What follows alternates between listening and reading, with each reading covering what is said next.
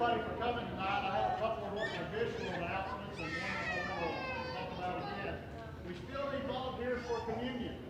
If you're willing to help set up communion, please see Eddie Nance about that, and he'll be glad to get you all set up. He's a great trainer, tell you what to do. Takes maybe 20 minutes or something like that to set it up for a whole week or something like that. So make sure see Eddie about that. We need people having communion. Also, disaster relief will be on Tuesday.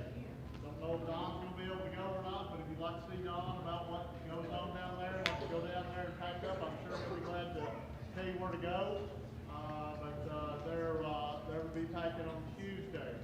And we have some slightly, ever so slightly out of date candy.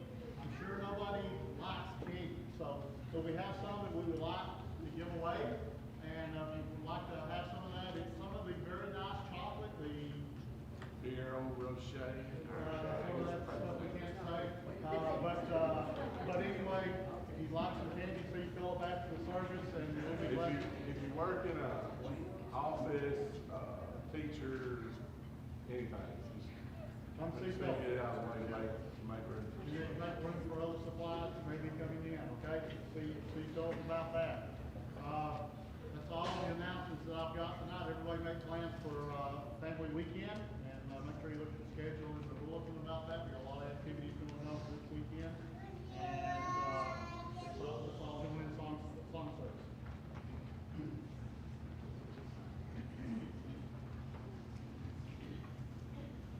Our first song this evening will be Words and Music.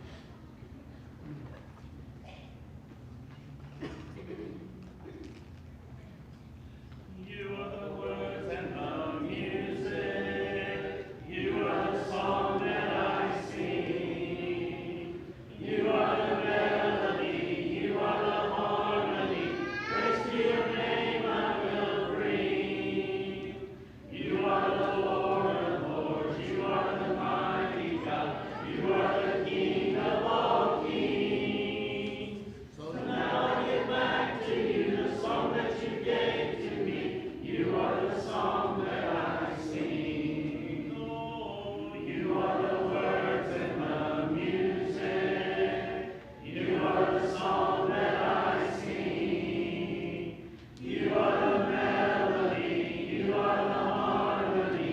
Praise to your name I will bring. You are the Lord of lords. You are the mighty God. You are the King of all kings. So now I give back to you the song that you gave to me. You are the song that I sing.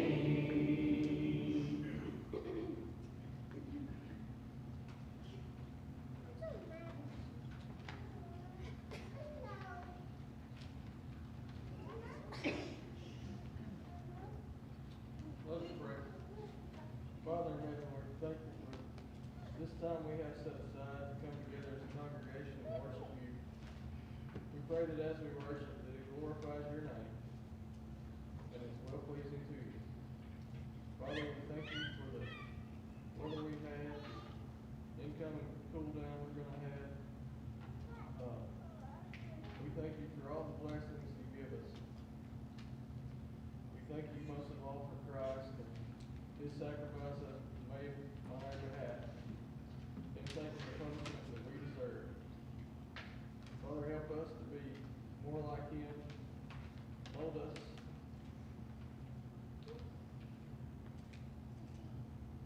And increase our faith. That we may go out and show others Christ in us. Father, we thank you for the elders, deacons, and everyone that serves here. Father, we ask that you be with the elders as they lead us, help them to make the decisions that they need to make for our congregation and your kingdom that's further in. Father, we thank you for everybody that teaches here. Father, we ask that you would help them and guide them and give them the resources they need to teach and grow our children and our congregation in your word. Father, we thank you for your word. We thank you that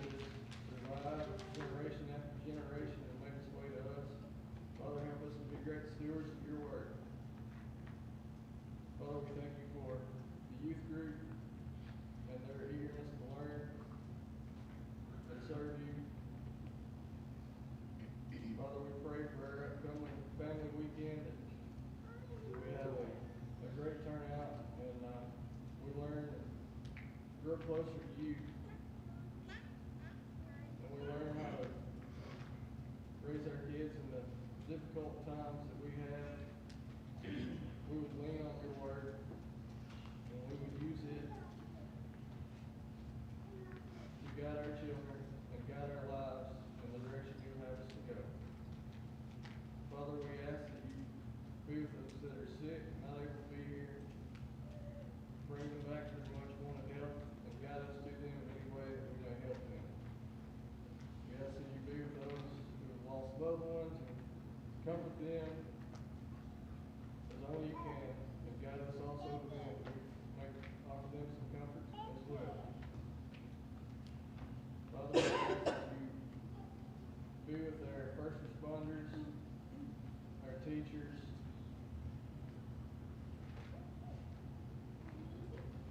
our civil workers that work in this town, in this community. You would bless them to be able to do their jobs and keeping us safe and keeping it orderly here. We may have a safe community where we can go out and spread your word. Father, we ask that if anybody here needs to make a change in their life, they will be convicted to. Anybody that needs to put on your great name in baptism, they would do that for us, Lord. I just pray in Jesus' name. Amen.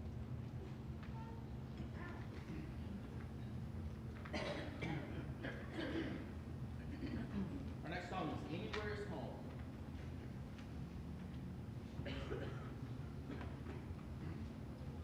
Earthly world and fame may never come to me, and of my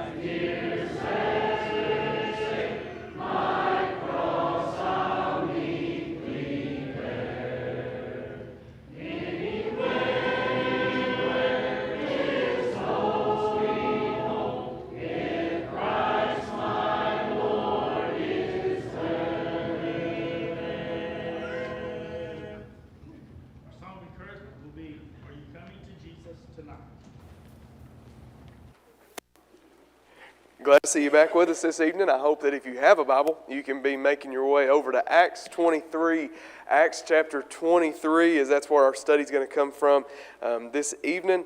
I, too, am looking forward to this upcoming weekend and the focus that we give specifically to family. I know that is a wonderful, God-given institution, I think, for us to understand Him better and draw closer to Him. So we definitely want to appreciate those and foster growth among our families, because ultimately that's the backbone of the Lord's church. I think a large group of weak families makes a weak church, even if it's a really big number. You know what I mean?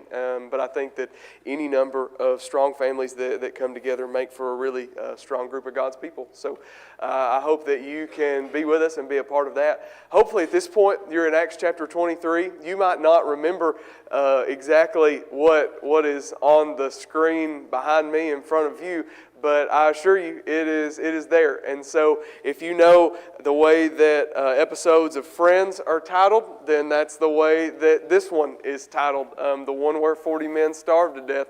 And all of that comes from maybe a little bit of rash decision making, and ultimately God's provision is the reason why this happens the way it does.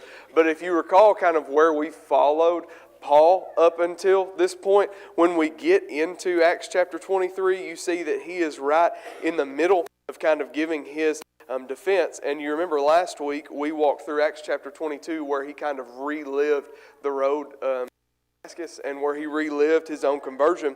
And once you get into chapter 23, it's kind of a still before the council, and he is in front of these Jews, the Sanhedrin, and where you're about to kind of watch how all of that plays out, how Paul maybe uses a little bit of cunning to help the situation and what the result of that is. But we're going to see how 40 men starved to death, and then the main thing that we're going to try to uncover and unpack is why. Why does this happen? Why do 40 men starve to death, and what does that mean for us come Monday morning? So picking up in Acts chapter 23, verse 1, and looking intently at the council, Paul said, "Brothers, I have lived my life before God in all good conscience up to this day." And the high priest Ananias commanded those who stood by him to strike him on the mouth. Then Paul said to him, "God is going to strike you, you whitewashed wall. Are you sitting to judge me according to the law, and yet contrary to the law you order me to be struck?" Verse 4, those who stood by said, "Would you revile God's high priest?" And Paul said, "I didn't know, brothers, that he was the high priest, for it is written, you shall not speak evil of a ruler of your people." Now, when Paul perceived that one part were Sadducees and the other part were Pharisees, he cried out in the council, "Brothers, I am a Pharisee, a son of Pharisees. It is with respect to the hope and the resurrection of the dead that I am on trial." And when he had said this, a dissension arose between the Pharisees and the Sadducees, and the assembly was divided. For the Sadducees say that there is no resurrection, nor angel, nor spirit, but the Pharisees acknowledge them all. Then a great clamor arose, and some of the scribes of the Pharisees' party stood up and contended sharply, "We find nothing wrong with this man. What if a spirit or an angel spoke to him?" And when the dissension became violent, the tribune, afraid that Paul would be torn to pieces by them, commanded the soldiers to go down and take him away from among them by force and bring him into the barracks. The following night the Lord stood by him and said, "Take courage, for as you have testified to the facts about me in Jerusalem, so you must testify also in Rome." We'll pause right there for just a moment before we get into how everything is about to heat up even more. So Paul, in the middle of his defense, he notices something about the crowd around him, that it is a house that is divided. Yes, they are all Jews, but keep in mind this is a perfect example. If you ever are listening to a preacher or teacher or whoever, and they really will quickly say, "Well, Jews in the time of the New Testament believed," fill in the blank. That is very similar to somebody walking up and saying, "Well, everyone knows that all Christians believe in the 21st century and fill in the blank. There are different sects, there are different groups. You may be able to speak for the majority, or you may be able to speak for a large number, but there were a lot of different beliefs, even within the Jewish faith at this time. They were not a cookie cutter, I guess, believers. And when you had the Sadducees and the Pharisees, there were a couple different things that they disagreed on. For example, the Sadducees were very Pentateuch only, so they wanted the first 5 books, or in their case, they would have called that the law, and nothing else. Whereas the Pharisees were much more holistic of the Old Testament, and the Pharisees also included quite a bit of teachings of different rabbis that they adhered to as well.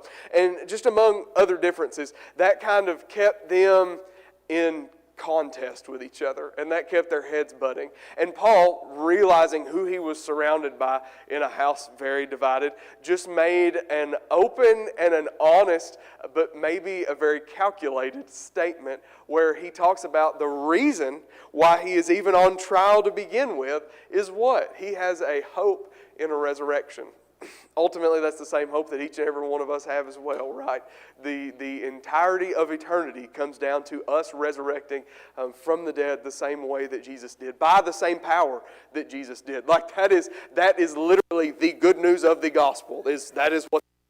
That's what salvation realized is when it becomes real. So Paul making that statement just throws the whole room into chaos, because immediately the moment the word resurrection comes out, you have a whole bunch of Sadducees that balk at that idea of, what do you mean resurrection? There's no such thing as resurrection. Or they also didn't believe in angels and spirits and things like that. Well, then the Pharisees step up to say, well, what's wrong with him talking about a resurrection? We all know that there's a resurrection. And as you have seen before in your real life situations, as I have seen before in my real life situation, and you may be able to prove me wrong, and please let me know if I am. Every single fight to ever be fought all starts right here.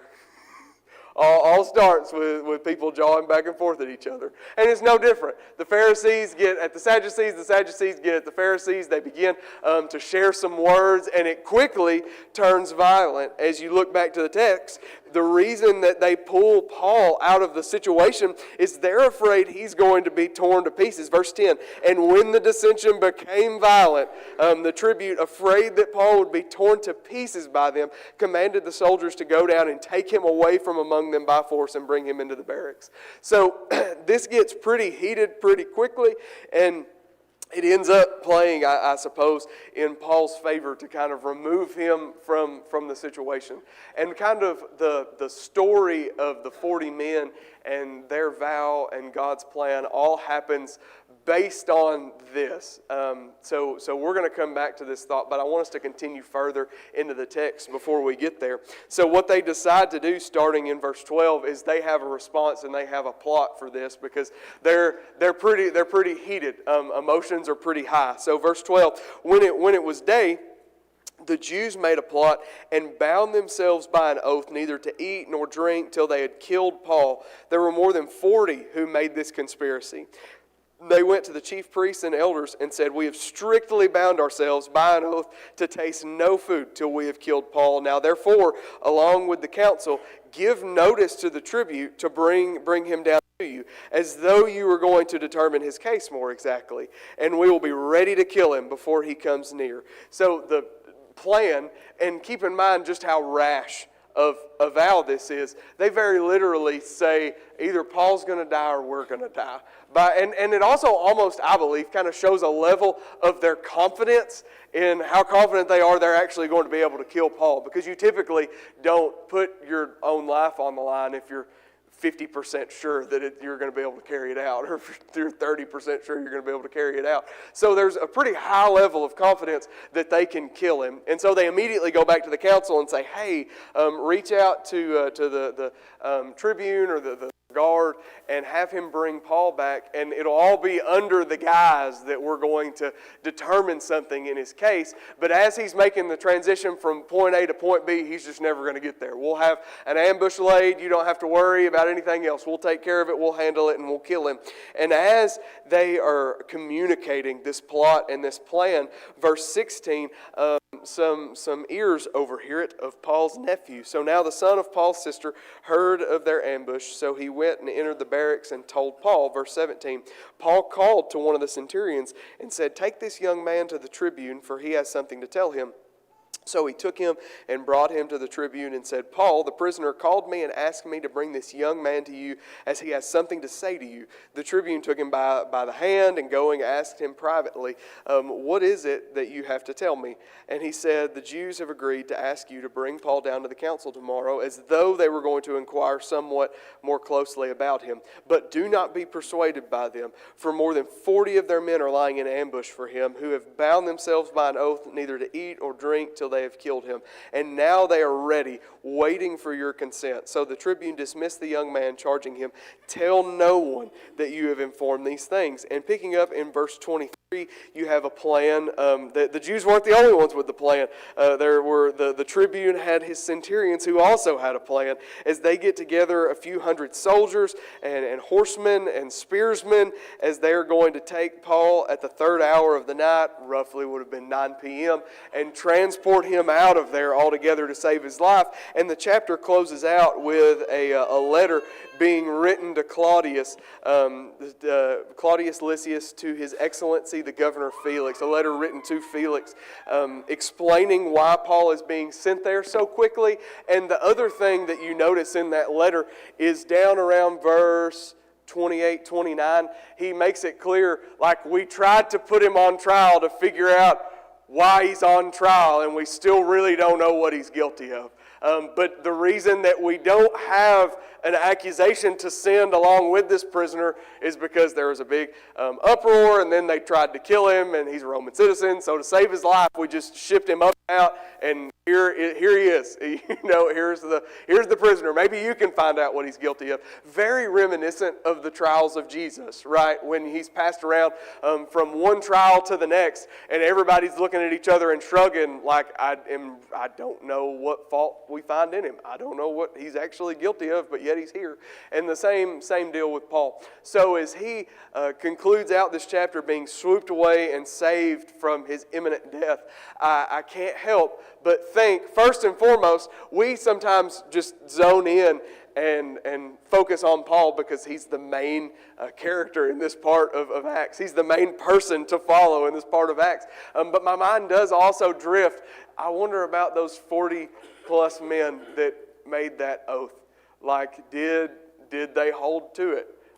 If they didn't hold to it and didn't starve to death or die of dehydration, how long did it take before they broke that oath? If they were cold feeders, so feeders, like getting cold feet and back out, not feeders. I don't know what a cold feeder is. So why? Why did all of this happen? Why did they make this vow? Why did Paul have to be swooped away? And what is the common thread that runs through this? Why did Luke take time to record this for us to be able to have? Why did God see it fit and important for Luke to record this for us to have? Next slide. As we walk through this and ask why and talk about why did these 40 men make this vow, and then why did it all unravel the way that it did? There's a couple different things that I see that are pretty relevant, I think, to each of us. Next slide, the very first one is that all of this may be the catalyst that sets everything in motion. Maybe it comes back to Paul in verse 6, whenever he kind of knowingly stirs the pot or knowingly throws out this statement about the resurrection. And I'll be honest, side note, I have a little bit of a hard time chewing on that and working through that. Is that an honorable example? Is that a very Christ-like example? Survey the room, know these two groups of people hate each other, and then pit it against them. Is it cunning? Yes. Is it clever? Yes, but at the same time, is it a perfect example for us to follow? I'm not so sure about that one. But nevertheless, I keep in mind that Paul's not Jesus. Maybe he is, not maybe. He isn't Jesus. He isn't fully perfect. He's open, I believe, to failures and faults and scrutiny, if this is one of those. So whenever he throws that out there, you have two groups of people that they had come together because they weren't a huge fan of Paul, and I guess that's kind of what had united them, was their dislike of the early church and their dislike of Christianity had brought them together to try to bring down the top missionary and the top apostle and worker among it. But the thing that divided them even more was their own disagreements. And what divided them even more was their own deep-rooted beliefs that set them up for a petty argument. And so I think that there is a lot of application to us in some of that sometimes. And maybe it's in a faith kind of context, or a religious kind of context, if you will, where sometimes we get so honed in and maybe so focused on differences that we might have with a coworker or differences that we might have with another believer, that we end up doing more harm to us and them than we do good. I'm not saying that there's not a time to have conversations about things that we don't agree with, or a time to study with each other and work through some things. Maybe we'll teach them something and maybe they'll teach us something. I don't know. But ultimately, I think all of this comes back to that moment where the Pharisees and the Sadducees just had such a deep-rooted hatred for each other, and their difference in beliefs had led them to be so bitter with each other, that they let it get the best of them. They truly let it get the best of them. Are we that way? Are we ever the one at work, maybe in the office or in the break room or with somebody out on the job site or the yard or wherever it is, that if the wrong thing gets mentioned, we're ready to throw down and fight over it? Are we the one that takes and escalates that kind of conversation? Are we the one that lets it get the best of us? Lets differences get the best of us? Because I think at the end of the day, and this is something to keep in mind whenever we're in the midst of conflict, I can pretty confidently say in most any conflict, that it always starts with somebody in the right and somebody in the wrong. And whether that's equally shared or half and half or 100% one person and not, but whenever we end up acting like the Pharisees and the Sadducees, by the time it gets to that point, it doesn't matter who's in the wrong anymore, because we've both already digressed and stooped down to this level, right? And keep in mind, whenever it gets to the point, if it's this violent, right? If it gets to the point that the cops show up, it doesn't matter who was in the wrong first, because you're both wrong now. You know what I mean? And whenever we lose our heads and whenever we lose our composure, we completely throw out the window any right that we may have had when we dive in and stoop to the same level of the person that we're just so confident is in the wrong. And that shouldn't be us. This shouldn't be us. Because every fight seems to start, or every conflict that we get in seems to start with someone that is in the right objectively. But you were right, but not anymore. You're not right anymore because you already stooped to the level of the person you're in the conflict with. The cops don't care about who started it. You're both in the middle of whatever this violent assault is. And if you notice, it's the same with me. Whenever I lose my head, whenever we lose our heads, we sometimes make rash decisions. I know it happens with fights at school, at the high school. I know it happens among adults, some at the family oftentimes. I can't remember what officer I was talking to that was talking about how just holidays are the worst. Holidays are when they get the worst domestic calls because families get together and they fight. Hopefully that's not you. And you know, if it is, we can do some group counseling. Actually, Matt Schaus would love to do some group counseling with you and your family. I'm just kidding. I'm signing you up for it. But whenever we look at the rash decisions that we make, it often comes from maybe us losing our head and maybe us losing our composure and letting something get the best of us. Are we composed people and controlled people, or are we like these Pharisees and Sadducees and allowing differences, whether they're faith-related or worldly-related, to get the best of us and take control of us? And so when they have this rash decision that is very emotionally driven, keep in mind this is the next day, next morning, like the next opportunity that they have to get their efforts together, they do, and they have a plot to kill Paul. Like it's drastic as you can get. It's gone from 0 to 100 really fast. And as they've made that decision and made that plot, they have already got the ball rolling because they've gone back to the council and explained to them, hey, here is what we need from y'all to carry out our plan. We need you to go and summon Paul to bring him back so we can ambush him in transit and kill him. And it's just by the providence of God. Next slide, please. That there is a young man there listening that was in Paul's corner. And it just so happened to be his sister's son. He hears about it and immediately runs to tell Paul and immediately runs to tell the tribune and relays everything that's going to happen. And I love that. I love for a couple different reasons. One, let's not sell short what this young man did here. Keep in mind that if it's ever found out what he did, there's going to be 40 plus angry Jews that were ready to kill Paul that are now going to be ready to kill somebody else, you know? Let's not undersell the fact that he is trying to dodge. If he told the wrong centurion or told the wrong guard that had the wrong friends or the wrong allegiances, then it wouldn't have gotten to Paul. He would have been silent, if not worse, and then Paul would have been carried through this whole horrible plan. And as this young man steps out on a limb, I can't help but think just about the relationship that he and Paul had, and just that thought that the moment he heard what was going to happen, he thought, I've got to do something. I've got to tell somebody. I've got to go into action. I've got to mobilize. And I love that.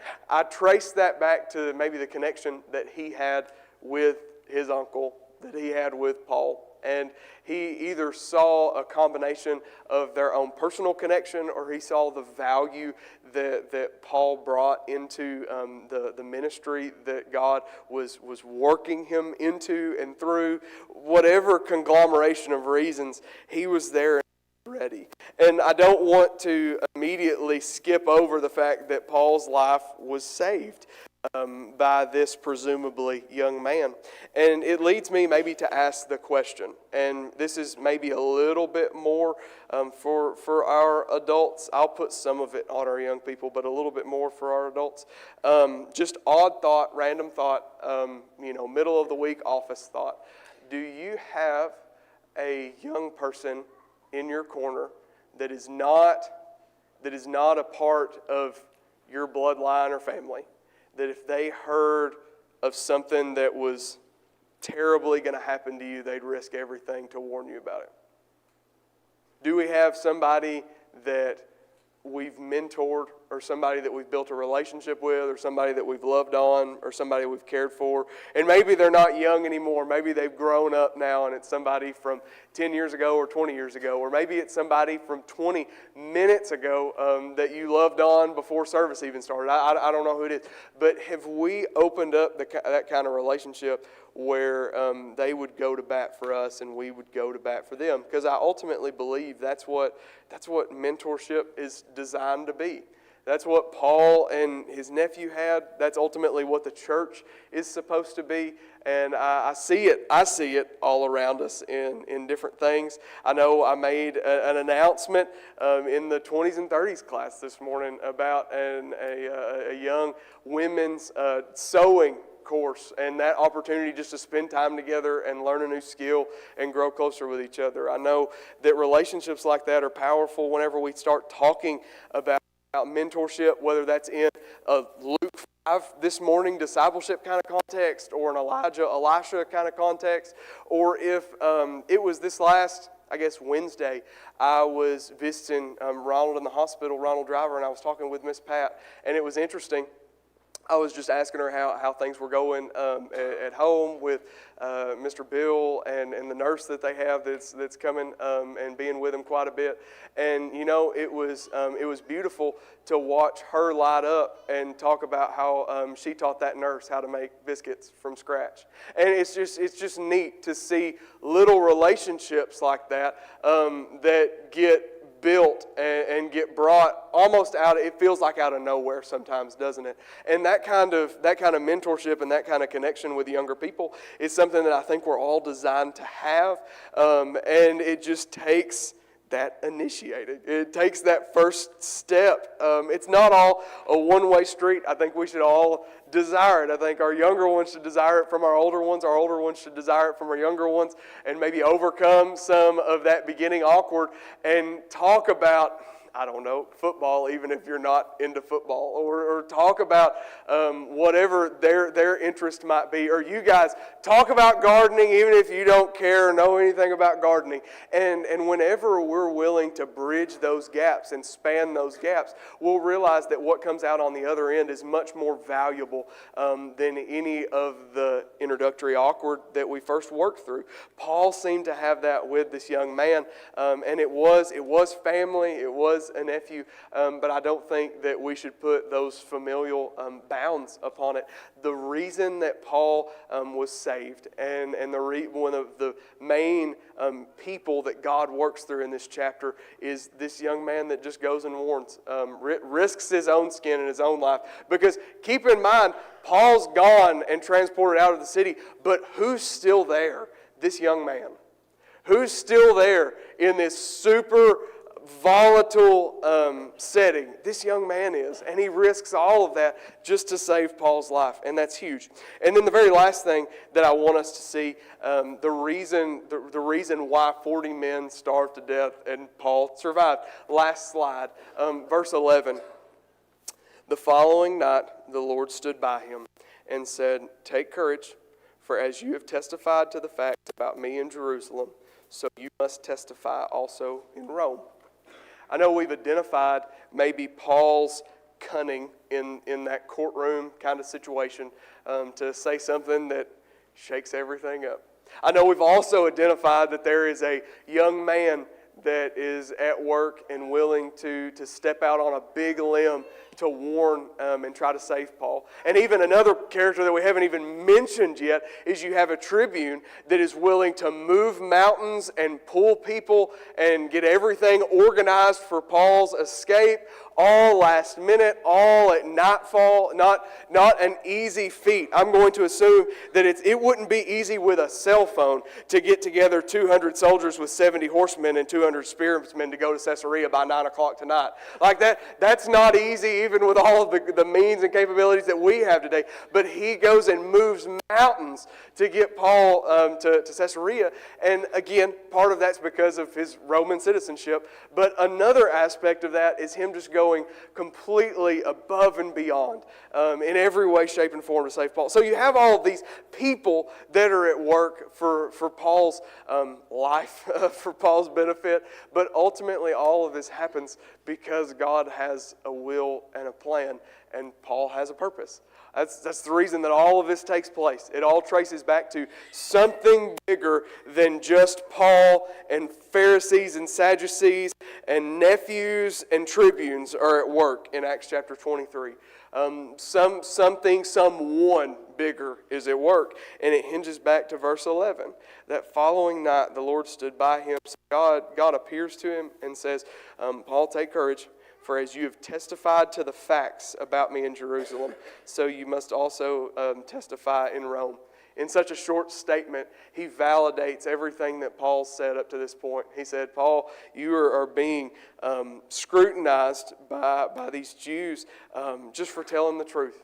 just for telling what happened, just for telling the facts. He said, I'm going to, you haven't interjected in your own way. You haven't said or stretched anything beyond what it was. Like you are communicating the truth of your story and the truth of how God's worked in your life. And I want you to continue to do that, not just in Jerusalem, but also in Rome. So when that comes to us, and probably the easiest application to make out of this entire chapter, do you ever feel like you got 40 plus Jews that aren't going to eat or drink until they maybe not kill you, but do you ever feel like you got 40 plus Jews in the world that are out to get you or that want to bring you down?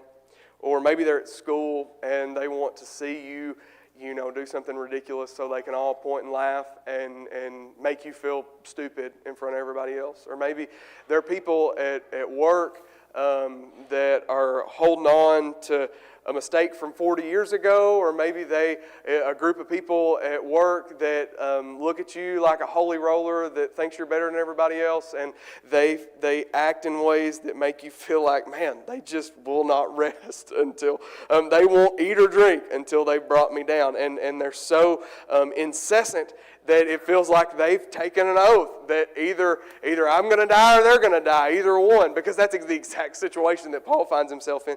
Maybe it happens with family, maybe it's with neighbors. I don't know, but have you ever felt that way before? What I want us to consider is the same thing that I think God reassures Paul of here in the heat of everything in verse 11, is that ultimately, at the end of the day, you're here. And I'm not just talking about here in this room.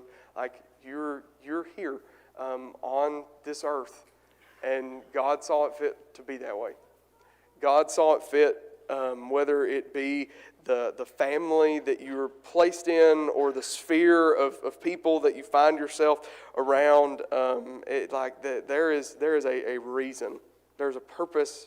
And all of that means something. It means that you've been given a mission. It means that you and God can work through it. It means that each one of us, even though we sometimes wish we would get a verse 11 moment where God would just wake us up in the middle of the night and tell us specifically, here is what I need you to do. Man, He's left a lot of breadcrumb trails of exactly what He needs from us by the people that are in our lives. The open doors that are in front of us, the opportunities, and maybe they're doors that we need to work on to get open. Maybe we need to get out some bolt cutters and work on them. I don't know. But I think sometimes we lose that concept of God having a will and God having a plan, and God's will is very evidently left behind for us in Scripture, and God's plan is often very evident to us in the opportunities and the people that get put in front of us, in the conversations that we find ourselves in the phone calls that we get or the people that we run into. Let's not lose the fact that there is value in our existence and in our lives. And kind of hinging off what we talked about this morning, a life of full commitment is one that goes to work not with the mindset of I'm going to get through the next 8 hours and then do what I want, but I'm going to honorably, honestly, and hardworkingly do my job for the next however many hours. But I'm here with a focus of looking for somebody that needs me to encourage them today. Or I'm looking with open eyes of somebody that needs a friend, or somebody that needs to be shown to Jesus, or somebody that needs to be invited to church, or somebody that needs to be invited to have a meal with me and my family. I'm going to be out and open and looking for that. And whenever we're on our way back home from work, we're not thinking to ourselves, man, I cannot wait to eat supper and get on the couch and binge watch Friends or whatever TV show you're binge watching now. But instead, that focus of I have been given the family that I've been given for a reason and a purpose with a will from God for me to do X, Y, and Z. The will of God is for me to nurture those people in that place, to care for them, to see to them, to ask how they're doing, to invest in them and see how their day was, to ask them what open opportunities that God's shown them today. Like there's so many missions that we could have that would rejuvenate us more than drain us if we would get out of the motions of, I got to get through the next 8 hours to get home. Oh, good, what's for supper and TV? Oh, good, let's go to sleep. And man, if I can do that 5 times, then I get a weekend. Like if we can remove ourselves from just that sad garbage existence, just that cyclic, horrible existence of that being all you ever think about and all you ever walk through, and start realizing that, man, God has designed us, verse 11, to have a life that means something and amounts to something and leads to something, that God has a will for us and for our existence, and God has a plan that we can be such an active participant in. And if we'll get on that path and on that track, Acts 23 should be a testament to God will handle the rest. God will handle the 40 Jews that want to kill you and won't eat or drink until they do. We've just got to be willing to plunge into that and step into that. So when it comes to the one where 40 men starved to death, why did that happen? That happened first and foremost because you had 2 groups of people that were supposed to be the religious examples, that were supposed to be the spiritual leaders, but actually let their differences get the better of them. And that shouldn't be us. That happened because there was a young man in Paul's corner and a tribute that was willing to move mountains in the drop of a hat. And it happens ultimately, even though those were kind of the means, the cause and the source, it all happened because God had a will and God had a plan for Paul the same way that He does for us. Maybe you're working through some of that stuff in your life. Maybe you're needing some help and some guidance. Maybe you're needing some prayer. Maybe you want to start this journey and you're like, I love the sound of having a life that amounts more to the regular routine, and I want to follow Jesus to make that happen. That's the only way that's going to happen. So whatever needs you have, just let us know what it is. We'd love to help as we stand and we'll sing.